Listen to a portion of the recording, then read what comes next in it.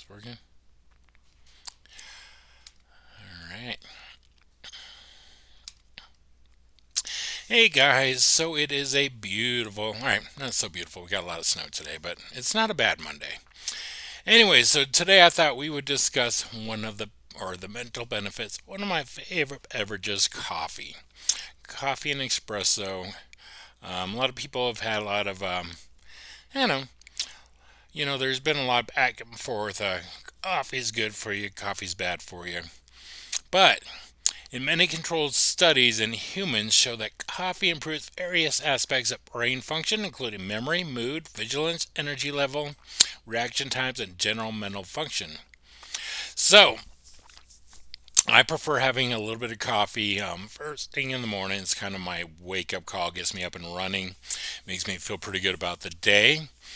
But then after that, we usually get a workout in our cardio, our weights, our training, our yoga, whatever we decide to do for that day. And then we finish up generally with another cup of coffee or two. Try not to overdo it, but coffee does have good, it does uplift you when you're not feeling so energetic. There are positive benefits to it. But like other things, don't overdo it.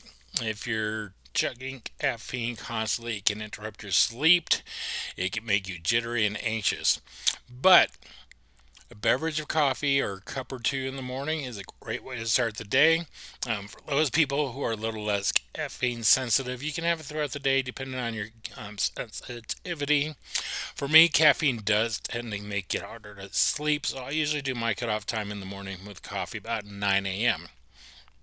But this is a great little trick for a lot of people that maybe don't use caffeine or scared of caffeine or just don't follow it a lot. Caffeine does have great benefits. It's going to make you feel that little bit of oomph in the morning, that little bit of and it's used for exercise too. A lot of people use caffeine supplements, and the caffeine supplements for workouts, pre-workouts. A lot of the pre-workouts are a lot of caffeine. The reason being is because caffeine does help. So let's see what else we can find out on here. I was looking up at just a few odds and ends. The European Food Safety Authority concluded that the cause and effect relationship between improved alertness and attention and 75 milligrams of caffeine, the amount of regular cup of coffee, has been established. So this is nothing new. And people have known for a while coffee's been around. I'm assuming for a while. I guess I could actually look up the actual date. But anyways, coffee's been around for a while. People have been drinking it for a while. I know that for a while, like I said, there was this craze of coffee's good for you, coffee's bad for you, coffee's good for you, coffee's bad for you. Generally speaking, coffee and espresso. For those of you that are working out and doing fasting, the espresso increases that autophagy.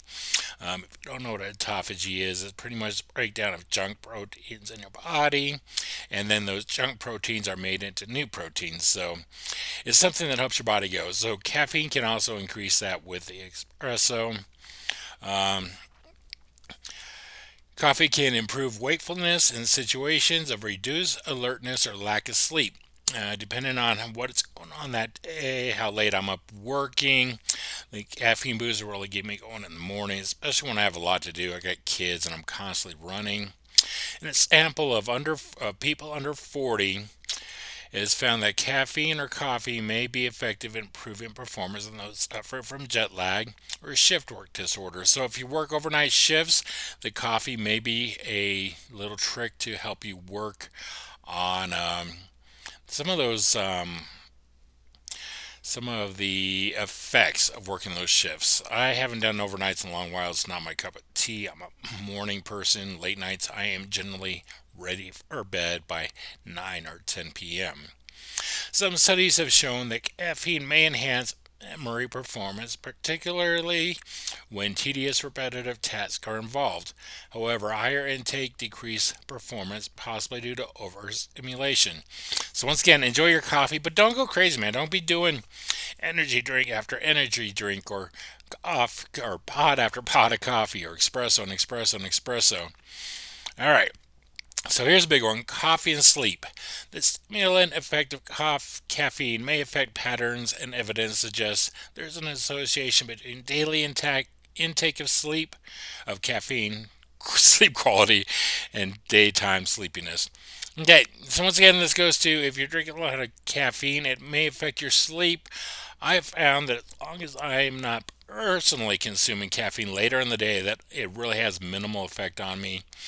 But I also know that if I am taking caffeine later in the day, that it will.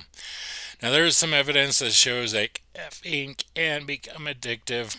A lot of people that are like caffeine take breaks and they'll get headaches from withdrawals. So once again, use it as a tool.